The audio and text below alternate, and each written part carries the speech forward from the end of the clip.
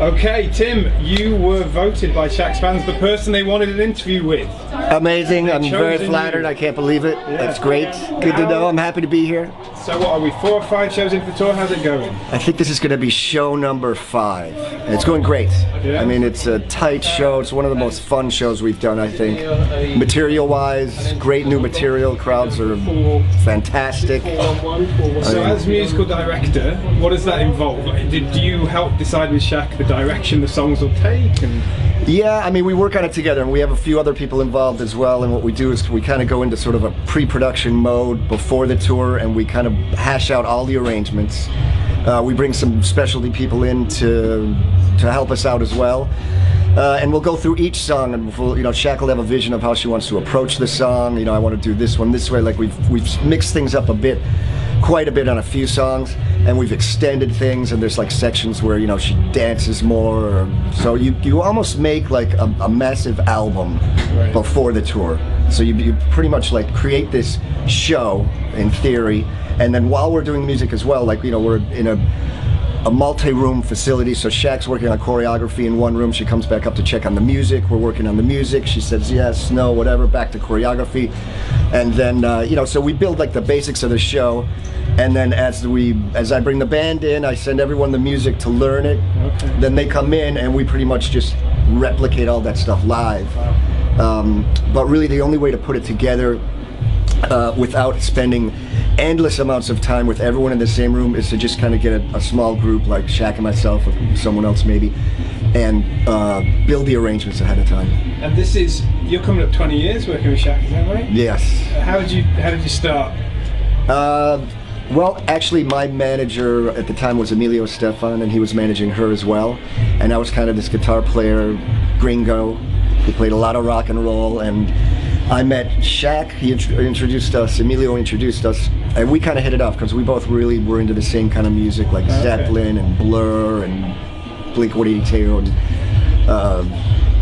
Radiohead, a lot of alternative stuff that other people in Emilio's camp weren't really that into, it wasn't their forte, but for me it was. So this Latin artist who was very interested in the things, the same music I liked, so it was great, and we hit it off as great friends, and it's been fantastic. She's like my sister for half my life, half her life. Co-wrote and co-produced Whenever as well, which is obviously.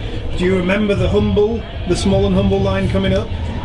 Of course. I mean, that's probably arguably her most famous line. Well, the small.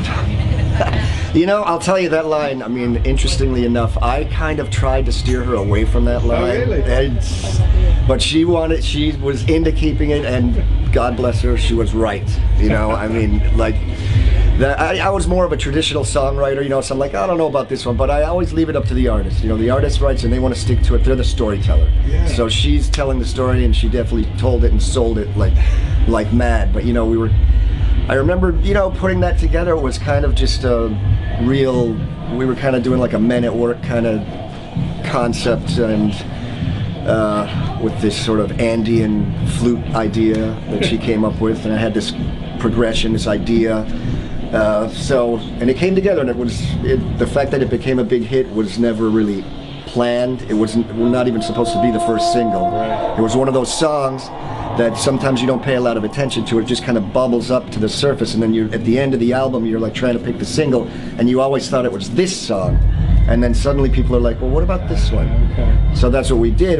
She wrote the Spanish lyrics originally, and then we did an English version of it. And it just happened to You've been with her on all the tours ever since. That's a lot of tours. And before, yeah. How do you feel this tour's comparing to those ones? This is probably our most streamlined tour. Tightest. A lot of great people involved, all the top people. Production value is huge, and there's like more production than we've ever carried, I think, as far as lights and lasers And how does it feel, because you've got dozens of shows to come, how do you feel at the start of the tour when you've got so much ahead of you? Is it sort of exciting or overwhelming, or? No, it's great. I mean, the thing is, you rehearse for so long to get everything perfect. And those are like 12, 15-hour days for, 2 months. So once you're sick of rehearsing, to actually be able to play in front of a crowd that's the right there. You know, that's when it comes together and you're like, oh, thank God. I mean, doing shows and touring is great. Rehearsing is a little more, you know, This is the fun. a little more arduous. This is the fun part, exactly. And I hope we add more shows. I hope we keep going. Any show you're particularly looking forward to? Any crowd that you know from over the years is always a good crowd? They're all great. I mean, we just did Amsterdam 2 nights ago. It was fantastic. In Germany, it was great. And Paris is great for us here. London is great. Latin America is like another level in a certain way because all her older songs that are in Spanish, they know every word, and it's like a really loud audience singing along with everything. So, and they're bigger venues there. And finally, is there a favourite part of the show? Which bit of the show do you look forward to? God, there's a lot of moments. There really are. You know, usually in a show, it starts off like, hey there, buddy. Usually anything he's involved with, I'm kind of like, not that into. You know. This kid's alright, man. He's alright. But it's funny because He is alright. has to say that. Albert and I have been together since before Shaq and I were together. Yeah, years ago. But a lot, you know, every tour kind of like, you know, has its start and then kind of a dip and then the finish. And this one to me is like a lot more consistent all the way through. You know, so for me, the top of the show is always like super fun because that's when you're pumped and that's when the audience is pumped. And there's really no dip, you know, it's great. Before we actually did the first show, we were thinking to ourselves, and Shaq and I were talking, it's like, is it too long? Is the show too long? I don't know. Once we get a crowd, you know, in front of a crowd, and I remember after we did the first show, I grabbed her right after, and I was like, man, it felt super short. And she said, yeah, man, totally. Because we were thinking, what could we cut? What should we take out? And, you know, we kind of agreed, like, let's see how it feels on the first show, and then we can address it from there. So it came out great. It worked out to be perfect. Hey. Good times. Thank you very much. Good to talk to you. Cheers.